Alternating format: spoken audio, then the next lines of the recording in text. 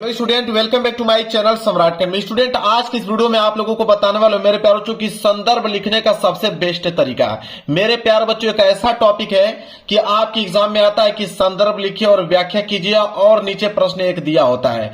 मेरे प्यारे बच्चों अगर हम बात करें गद्यांश और पद्यांश तो हिंदी के गद्य से और हिंदी के पद से 12 नंबर के क्वेश्चन बनते हैं जिनमें हम लोग संदर्भ सहित व्याख्या करते हैं। मेरे प्यारे बच्चों तो आज की इस वीडियो से अगर आप देख लेते हो मेरे प्यारे बच्चों एक सही तरीका कि हम लोग कैसे संदर्भ लिखते हैं, रेखांकित अंश की कैसे व्याख्या करते हैं और कोई भी नीचे एक प्रश्न दिया रहता है तो उसका उत्तर कैसे हम लोग लिखते हैं, तो आज की इस वीडियो से आप लोगों का 12 नंबर मेरे प्यारे बच्चों बिल्कुल क्लियर हो जाएगा।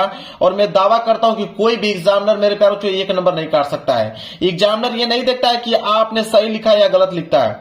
एग्जामिनर ये देखता है मेरे प्यारे बच्चों कि आप लिखे किस प्रकार हो, आपके लिखने का तरीका क्या है, आप जो फॉर्मेट होता है गद्यांश और पद्यांश लिखने का तो उस फॉर्मेट को पूरा किए हो कि नहीं। मेरे प्यारे बच्चों अगर आपको एक सही तरीका मालूम चल जाएगा गद्यांश का और पद्यांश का संदर्भ सहित व्याख्या करने का तो मेरे प्यारे बच्चों आपका 1 नंबर एग्जामिनर काट नहीं सकता है। देखिए टॉपर ऐसे ही लिखते हैं 6 नंबर बिल्कुल मेरे प्यारे बच्चों गद्य से और 6 नंबर बिल्कुल पद से दोनों क्लियर कराने वाला हूं। तो मैं अगर एक गद्यांश और एक पद्यांश दोनों को बताने वाला हूं इसलिए 6 नंबर नहीं मेरे प्यारे बच्चों 6 नंबर इसमें और ऐड कर लीजिए। ठीक है, आज की इस वीडियो से 12 नंबर क्लियर हो जाएगा क्योंकि मैं सिर्फ गद्यांश का नहीं साथ ही साथ पद्यांश का भी इस वीडियो में कवर करा दूंगा ताकि आपका 6 नंबर नहीं 12 नंबर क्लियर हो पाए।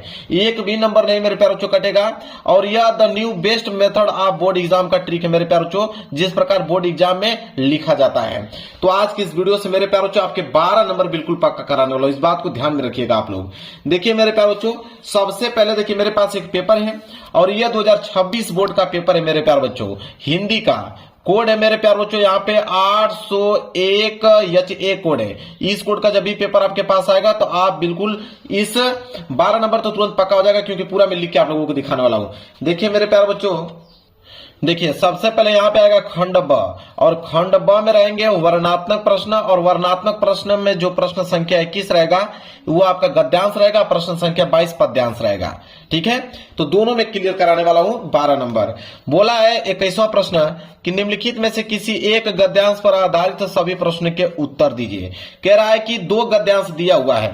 ठीक है, एक आपका क वाला दिया गया है, कह रहा है कि क वाला नहीं कर पाओगे तो अथवा करके मेरे प्यारों जो नीचे ख वाला दिया गया है दोनों में से कोई एक ही करना है, या तो आप क वाला कीजिए या तो ख वाला कीजिए। ठीक है, और ये कितने नंबर के लिए है 6 नंबर के लिए क्योंकि 3 प्रश्न होते हैं। 6 नंबर आपको मिलेंगे गद्यांश से और 6 नंबर मिलेंगे पद्यांश से, इसलिए मैं बोला हूं कि 12 नंबर क्लियर हो जाएगा आप लोगों का।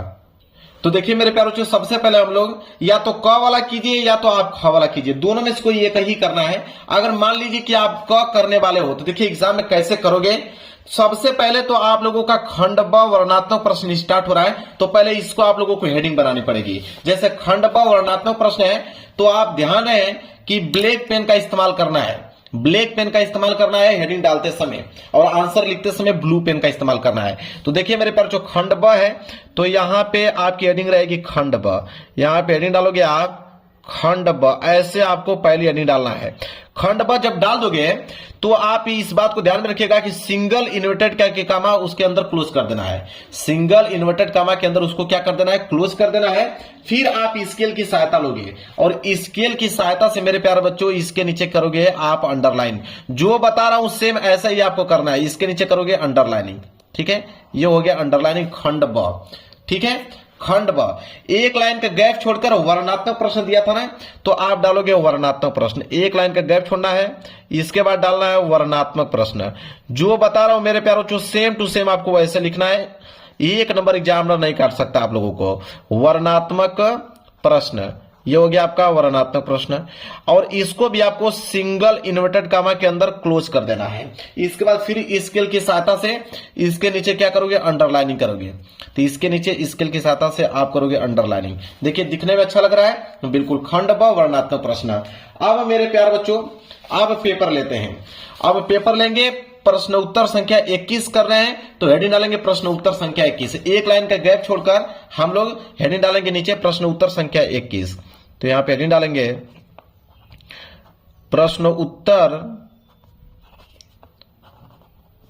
उत्तर संख्या 21, यहां पे हेडिंग डालेंगे हम लोग प्रश्न उत्तर संख्या 21। ठीक है, प्रश्न उत्तर संख्या 21। अब क्या करेंगे, फिर स्केल की सहायता से इसके नीचे करेंगे हम लोग अंडरलाइनिंग, इसके नीचे हम लोग करेंगे अंडरलाइनिंग प्रश्न उत्तर संख्या 21। अब मेरे प्यारो बच्चों प्रश्न उत्तर संख्या 21 हो गया। अब इसमें दो दिया है गद्यांश, या तो आप क वाला कीजिए या तो अथवा करके ख वाला कीजिए। अगर आप क करना चाहते हो तो देखिए सबसे पहले करोगे क्या, जब क करने वाले हो तो यहां पर लिखोगे क, यहां पर लिखोगे इस तरह क, और फिर यहां पे डैश का निशान लगाओगे, ध्यान रखें। इसके बाद आप हेडिंग डालोगे संकेत, ठीक है। डैश का निशान लगाने के बाद आपकी हेडिंग रहेगी संकेत, फिर डैश का निशान लगोगे, खड़ी पाई इस तक करोगे, ठीक है। इसके बाद मेरे प्यारों स्केल की सहायता से इसके नीचे अंडरलाइनिंग करोगे, स्केल की सहायता से इसके नीचे कर दोगे अंडरलाइनिंग ताकि दिखने में अच्छा लगे। अब संकेत कैसे लिखा जाता है उसको समझिए। संकेत लिखने का तरीका क्या है, जैसे मान लीजिए इसका संकेत लिखने वाले हो तो दिया है ना कि कुसंग का ज्वर, तो शुरू का यहां से लाइन उठा लीजिए कुसंग का ज्वर, इसके बाद डॉट डॉट डॉट डॉट करते जाइए और लास्ट की लाइन कहां तक है, ले जाएगी, इसको आप लिख दीजिए, ये हो जाएगा संकेत। जैसे कुसंग का ज्वर है तो आप लिखोगे यहां पे कि कुसंग का ज्वर, यहां पे हेडिंग डालोगे कुसंग का ज्वर, कुसर का ज्वर आपने डाल दिया। इसके बाद आप क्या लगाओगे, डैश डैश डैश इस तरह, ठीक है। करते करते लास्ट लाइन क्या थी, ले जाएगी, फिर यहां पर लिखोगे ले जाएगी, ले जाएगी, इसके बाद खड़ी पाई। क्लियर है, कुसंग का जो है डॉट डॉट डॉट ले जाएगी। इससे एग्जामिनर को यह मालूम चलेगा कि आपने कौन सा यहां पे गद्यांश किया हुआ है। इतना काम हो गया। इसके बाद 3 प्रश्न है, पहला दूसरा तीसरा। तो पहला प्रश्न करने वाले हो तो एक लाइन का गैप छोड़ना है, ध्यान रहे, एक लाइन का गैप छोड़कर आप यहां डालोगे पहला प्रश्न, ठीक है, इस तरह। पहला प्रश्न क्या है मेरे प्यारे बच्चों, अब पढ़ेंगे कि उपयुक्त गद्यांश का संदर्भ लिखिए। देखिए बोल दिया ना कि संदर्भ लिखिए। अब संदर्भ कैसे लिखेंगे कि एग्जामिनर आपको 2 में 2 नंबर दे, ठीक है। तो संदर्भ लिखने का सही तरीका क्या है, तो देखिए संदर्भ में क्या लिखा जाता है ये भी बता देता हूं। संदर्भ में 2 ही चीज बताना होता है, एक पाठ का नाम कि किस पाठ से लिया गया है, और दूसरा बताया जाता है लेखक का नाम कि किस ने इसको लिखा हुआ है। तो जैसे इस गद्यांश को पढ़ोगे मेरे प्यारे बच्चों कि कुसंग का जो सबसे भयानक होता है, तो आपको मालूम चल जाएगा कि यह मित्रता चैप्टर से लिया गया है, मित्रता चैप्टर से लिया गया है। और इसके लेखक कौन है, आचार्य रामचंद्र शुक्ल जी हैं, आचार्य रामचंद्र शुक्ल जी हैं इसके लेखक। अब मेरे प्यारे बच्चों क्या इतना ही लिखना है, नहीं, उसको बनाकर कैसे लिखा जाता है इसको समझिए। तब इसको बनाकर कैसे लिखोगे, अब लिखना है, यहां पे प्रारंभ करोगे संदर्भ, सबसे पहले हेडिंग डालोगे तो यहां पे हेडिंग जाएगी आपकी संदर्भ। 1 नंबर मेरे प्यारों से एग्जामिनर नहीं काट सकता है, 12 में 12 नंबर क्लियर कराने वाला हूं आप लोगों को। संदर्भ लिखने के बाद स्केल की सहायता से आप इसके नीचे अंडरलाइनिंग करोगे। चलिए स्केल ले लिया मैंने, स्केल की सहायता से आप करोगे यहां पे अंडरलाइनिंग, ठीक है। ये हो गया संदर्भ आप लोगों का। संदर्भ हेडिंग डालने के बाद आप लिखोगे कैसे कि प्रस्तुत गद्यांश, लिखोगे कि प्रस्तुत गद्यांश, ये गद्यांश है, गद है तो आप गद्यांश लिखोगे कि प्रस्तुत गद्यांश हमारी पाठ्य पुस्तक। तो प्रस्तुत गद्यांश हमारी पाठ्य पुस्तक, प्रस्तुत गद्यांश हमारी पाठ्य पुस्तक। अब पाठ्य पुस्तक किससे लिया गया है, हिंदी से लिया गया है। तो हिंदी को जब लिखोगे मेरे प्यारे बच्चों तो याद है कि सिंगल इन्वर्टेड कामा उसके हिंदी लिखोगे, सिंगल इन्वर्टेड कामा के अंदर हिंदी लिखोगे, फिर इसको क्लोज कर दोगे, ठीक है। हिंदी को लिखोगे तो ब्लैक पेन से लिखिएगा क्योंकि हाईलाइट दिखेगा। प्रस्तुत गद्यांश हमारी पाठ्य पुस्तक हिंदी के गद खंड में संकलित, हिंदी के गद खंड में, हिंदी के गद खंड में संकलित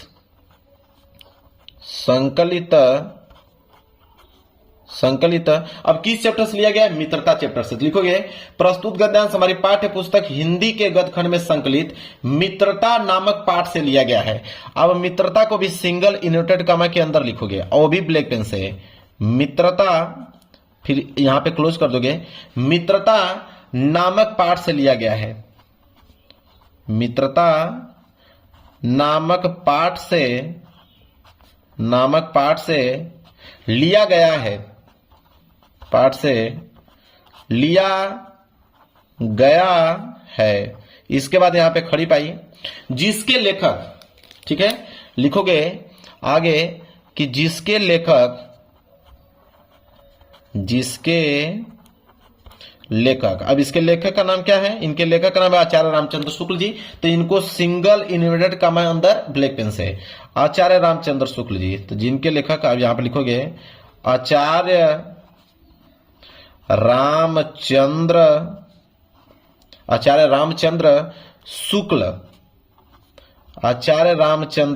शुक्ल और सिंगल इन्वर्टेड कॉमा अंदर उसको क्लोज कर दोगे।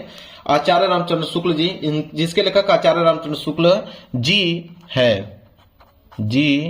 है। अब हो गया खड़ी पाई। अब इससे बेटर तरीका नहीं हो सकता है, यही है बेस्ट तरीका संदर्भ लिखने का, कि प्रस्तुत गद्यांश हमारी पाठ्य पुस्तक हिंदी के गद्यखंड में संकलित मित्रता नामक पाठ से लिया गया, जिसके लेखक कौन है, आचार्य रामचंद्र शुक्ल जी है। ठीक है, संदर्भ हो गया, 2 नंबर यहां से हो गया पक्का। अब अगला जब पढ़ोगे मेरे प्यारे बच्चों, तो बोला है कि गद्यांश के रेखांकित अंश की व्याख्या कीजिए। अब व्याख्या की पारी आ गया, तो एक लाइन का गैप आपको छोड़ना है और दूसरा क्वेश्चन, तो यहां पे डालोगे दूसरा क्वेश्चन इस तरह, ठीक है, यह दूसरा क्वेश्चन हो गया। रेखांकित अंश की व्याख्या, हेडिंग आप डालोगे कि रेखांकित, हेडिंग बहुत कंपलसरी है मेरे प्यारे बच्चों, रेखांकित अंश की व्याख्या, रेखांकित अंश की व्याख्या, यह होगी मेरे प्यारे बच्चों मेन हेडिंग आप लोगों की दूसरे प्रश्न की, रेखांकित अंश की व्याख्या। अब स्केल की सहायता से इसके नीचे करोगे अंडरलाइनिंग, ताकि दिखने में जो मेरे प्यारे बच्चों अच्छा लगे। रेखांकित अंश की व्याख्या अंडरलाइन हो गया। अब मेरे प्यारे बच्चों, जब भी रेखांकित अंश की व्याख्या करो, जहां तक अंडरलाइन किया गया है, तो अंडरलाइन कहां तक किया गया है कि कुसंकज और सबसे भयानक होता है, केवल नीति और सद्विति का विनाश नहीं करता बल्कि बुद्धि का भी क्षय करता है। अब इसका मैं व्याख्या करना है, तो लेखक है, तो आप लिखोगे कि लेखक कहते हैं कि, ठीक है, लेखक कहते हैं, या तो आप लेखक का नाम क्या है, शुक्ल जी, तो आप लिखोगे कि आचार्य रामचंद्र शुक्ल जी कहते हैं कि, ऐसे भी लिख सकते हो।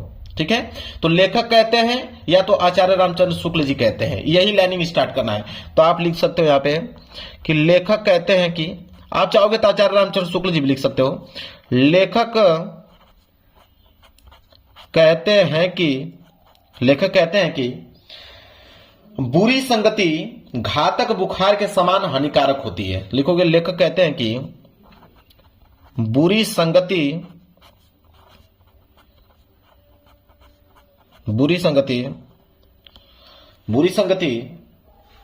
घातक बुखार के समान हानिकारक होती है। चलिए मेरे प्यारे बच्चों, देखिए मैंने पूरा का पूरा आंसर यहां पे लिख दिया, व्याख्या इसका, कि लेखक कहते हैं कि बुरी संगति घातक बुखार के समान हानिकारक होती है। जिस तरह कोई व्यक्ति यदि भयानक ज्वर से ग्रसित हो तो वह ज्वर उसके शरीर और श्वास को नष्ट कर देता है। अब देखिए मेरे प्यारे बच्चों, अभी कुछ पॉइंट बचा है जो कि मैंने पीछे लिखा हुआ है। तो जब भी आपका पहला पेज भर जाए तो लास्ट की लाइन नहीं लिखा जाता है, इस लास्ट की लाइन को छोड़ दिया जाता है। लास्ट की लाइन आप छोड़ दीजिए और जब पेज भर जाए तो आप यहां पे लिखिए पीटीओ, पेज टर्नओवर, पीटीओ लिखकर पेज को आप मेरे प्यारों से यहां पे पलट दीजिए। जब पेज को आप पलटेंगे मेरे प्यारों तो और कुछ पॉइंट बचा है जो कि इधर में लिखा है कि कर देता है तथा कभी कभी प्राण को भी ले लेता है। उसी प्रकार बुरी संगति हमारी नैतिकता, सदाचार, मन तथा बुद्धि को नष्ट कर देती है। यह हो गया मेरे प्यारों उस रेखांकित अंश की व्याख्या। इसके बाद मेरे प्यारों एक प्रश्न और है कि कुसंग की तुलना किससे की गई है। तो एक लाइन का देखिए गैप छोड़ा गया है, तीसरा यहाँ पे हेडिंग डाला गया है, तीसरा नंबर क्वेश्चन। और कुसंग की तुलना किससे की गई है, तो यहाँ पे लिखा गया है कि कुसंग की तुलना पैरों में बंधी चक्की से की गई है जो व्यक्ति को दिन प्रतिदिन अवनति के गड्ढे में गिराती जाती है। अब मेरे प्यारे बच्चों, यह आपका प्रश्न संख्या 21 गद्यांश कंप्लीट हो गया, 6 नंबर आपका पक्का हो गया। अब आएगा प्रश्न संख्या 22। प्रश्न संख्या 22 जो है मेरे प्यारे बच्चों वह है कि निम्न में से किसी एक पद्यांश पर आधारित सभी प्रश्न को उत्तर दीजिए। देखिए पद्यांश आ गया और पद्यांश भी 6 नंबर। इसमें भी सेम यही होता है कि संदर्भ लिखिए, व्याख्या लिखिए और एक क्वेश्चन और दिया रहता है। तो ये भी 6 नंबर के लिए होता है। इसमें भी 2 ऑप्शन है, एक क वाला है, क वाला नहीं कर पाओगे तो अथवा करके आपको ख वाला दिया गया, दोनों में से कोई एक ही करना है। अब देखिए प्रश्न संख्या 22 है। अब मेरे प्यारे बच्चों ध्यान से आप समझिए। अब ये जो पेज आपका बचा हुआ है मेरे प्यारे बच्चों, अभी पेज आपका बहुत ज्यादा बचा हुआ है। अगर 3-4 लाइन पेज अगर बचा रहता तो हम नए पेज से प्रारंभ कर देते लिखना, लेकिन पेज आपका आधा से भी अधिक बचा हुआ है, तो इसलिए प्रश्न संख्या 22 हम लोग यहीं से करना स्टार्ट करेंगे। एक लाइन का गैप छोड़ देंगे, इसके बाद यहां पर लिखेंगे प्रश्न उत्तर संख्या 22। क्या लिखेंगे कि प्रश्न उत्तर संख्या 22। अगर 2-3 लाइन अगर बचा रहता तो हम नए पेज से लिखना प्रारंभ करते, लेकिन बहुत ज्यादा बचा है तो प्रश्न उत्तर संख्या यहां पे डालेंगे हम लोग 22। इसके बाद स्केल की सहायता से इसके नीचे कर देंगे अंडरलाइनिंग। देखिए 6 नंबर क्लियर हो गया गद्यांश से, और 6 नंबर यहां से क्लियर हो जाएगा पद्यांश से, 12 नंबर क्लियर हो जाएगा। तो प्रश्न उत्तर संख्या 22। अब मेरे प्यारों जो इसमें भी दिया था कि क वाला करने वाला है कि ख वाला, तो अगर आप क करना चाहते हो तो क करना चाहते हो या तो अथवा करके ख करना चाहते हो, मैं ख वाला बता देता हूं आपको, अथवा वाला। अगर अथवा करके ख वाला करना चाहते हो तो आप लिखोगे मेरे प्यारों जो कैसे, देखिए आप यहां पे लिखोगे अथवा, क्या लिखोगे, अथवा लिखोगे, फिर यहाँ पे डैश का चिन्ह लगाओगे, और ख करने वाले हो ना तो अथवा का ख करने वाले हम लोग फिर डैश लगाओगे, फिर लिखोगे संकेत, ठीक है, लिखोगे संकेत फिर डैश लगाओगे, यहां पे इस तरह करोगे। इसके बाद स्केल की सहायता से इसके नीचे आप कर दोगे अंडरलाइनिंग। देखिए एग्जामिनर को एकदम स्पष्ट समझ में आ जाएगा कि आपने अथवा वाला किया है, ख वाला किया है, अथवा का ख, और इसके बाद संकेत। अब संकेत लिख दोगे तो एग्जामिनर को वैसे भी पूरा का पूरा क्लियर हो जाएगा। संकेत लिखने का तरीका मैंने आप लोगों को बताया कि चाह नहीं, इतना शुरू का लाइन लिख दीजिए, डॉट डॉट करते जाइए, पर यहां तक वीर अनेक लास्ट लाइन वाला लिख दीजिए। चाह नहीं तो आप लिखोगे यहां पे कि चाह नहीं, चाह नहीं, फिर डॉट डॉट लगाओगे।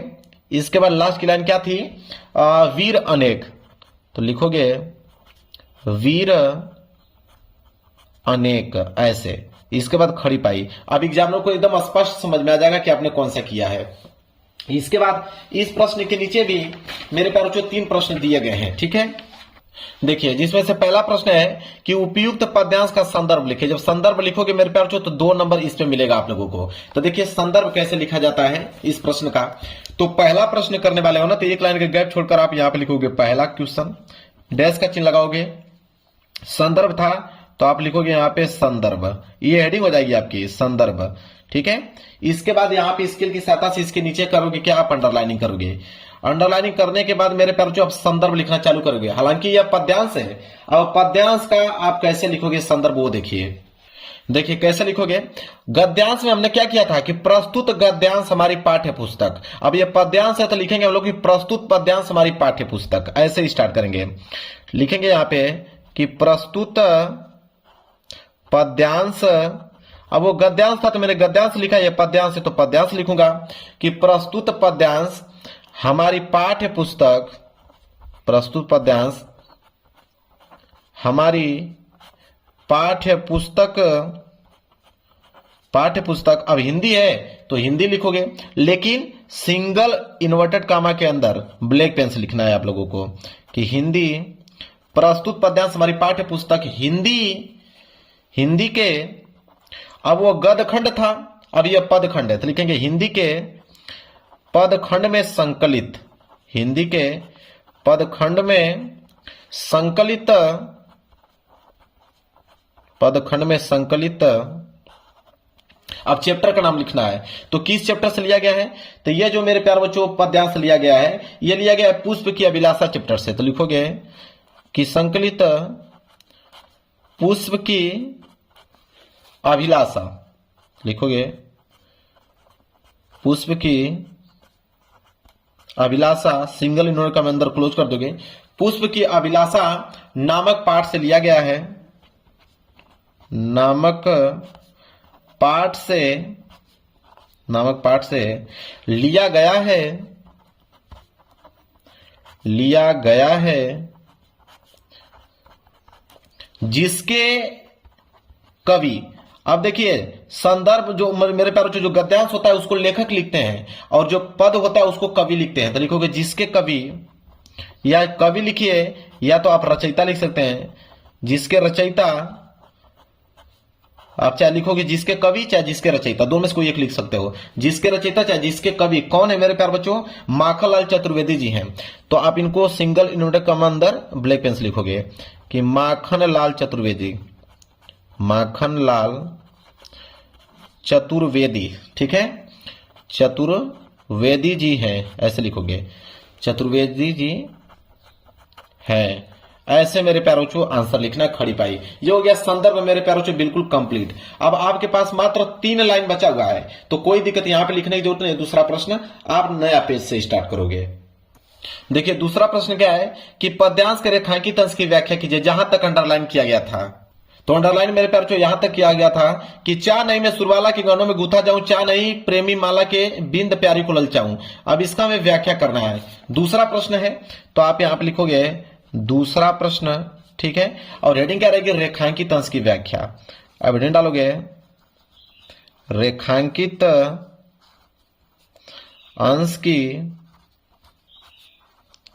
अंश की व्याख्या। ये हो जाएगी आपकी मेरी प्यारे बच्चों दूसरे प्रश्न की हेडिंग, रेखांकित अंश की व्याख्या। अब इसके बाद स्केल के सहायता से इसके नीचे कर दोगे मेरे प्यारे बच्चों आप अंडरलाइनिंग, ताकि दिखने में अच्छा लगे। अब वहां पे क्या था कि लेखक कहते हैं कि, अब यहां पे लिखोगे कि कवि कहते हैं कि, अब यहां पे पहली लाइन क्या रहेगी कि कवि कहते हैं कि, अब कवि क्या कहते हैं, अब उनके बारे में पूरा का पूरा डिटेल आपको लिखना है। ठीक है, क्या था कि चा नहीं मैं सुरबाला के गौनों में गुथा जाऊं, चा नहीं प्रेमी माला में बिंद प्यारी को ललचाऊं। तो आप लिख सकते हो कि कवि कहते हैं कि अपनी देश प्रेम की भावना को पुष्प की अभिलाषा के रूप में व्यक्त करते हुए कहते हैं कि मेरी इच्छा किसी देववाला के आभूषणों में गुथे जाने की नहीं है। मेरी इच्छा यह भी नहीं है कि मैं प्रेमियों के प्रसन्न करने के लिए प्रेमी द्वारा बनाई गई माला में पिरोया जाऊं और प्रेमिका के मन को आकर्षित करूं। यह उनका क्या है, व्याख्या है। तो जो चीज बोला हूं मेरे प्यारों, आप अच्छे तरीके से इस तरह लिखते जाओगे। मान लो कि यहां पे जाके आंसर आप लोगों का कंप्लीट होता जाए, यहां पे आंसर आप लोगों का कंप्लीट हो जाएगा। तो आप क्या करोगे, एक लाइन का गैप छोड़ोगे, फिर आप डालोगे तीसरा प्रश्न, और जो भी तीसरा प्रश्न रहेगा उस तीसरे प्रश्न का उत्तर आप यहां से लिखना क्या करोगे मेरे प्यारे बच्चों, प्रारंभ करोगे अच्छी हैंड राइटिंग में मेरे प्यारे बच्चों। यहां पे आंसर आप लोगों का कंप्लीट हो जाएगा। अब मेरे प्यारे बच्चों आपके पास कितना लाइन बचा है, 4 लाइन। तो 4 लाइन में यहां पे प्रश्न उत्तर संख्या 23 नहीं डालिएगा, अब इनको इस पेज को छोड़ दीजिएगा, यहां पे लिख दीजिएगा PTO, पेज टर्नओवर, पेज को पलट कर तब जाकर प्रश्न उत्तर संख्या 23 आप डालिएगा। इस तरह आपको मेरे प्यारे बच्चों संदर्भ सहित आपको व्याख्या करना है गद्यांश और पद्यांश का। 12 नंबर आज की इस वीडियो में क्लियर हो गया होगा मेरे प्यारे। वीडियो को लाइक कर देना, चैनल पर नए हो तो चैनल को जरूर सब्सक्राइब कर लेना। मिलेंगे एक प्यारे से नेक्स्ट वीडियो में, तब तक के लिए धन्यवाद।